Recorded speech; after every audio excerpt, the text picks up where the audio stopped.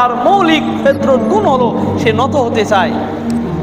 এই জন্য মানুষ জাতিকে সৃষ্টি করলো এবং উপাধি দিল যে এরা পৃথিবীর সর্বশ্রেষ্ঠ জাতি। সুবহানাল্লাহ বলুন।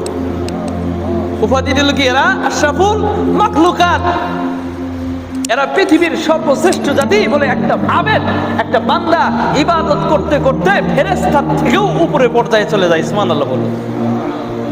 মানুষের কত দাম!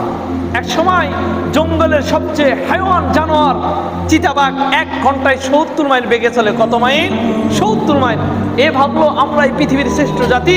আল্লাহ বলে, না, তোমাদের তো খেতাব দিই নাই, তোমরা পৃথিবীর শ্রেষ্ঠ জাতি হবে না। শ্রেষ্ঠ জাতির খেতাব দিছি মানুষ, মানুষই শ্রেষ্ঠ জাতি।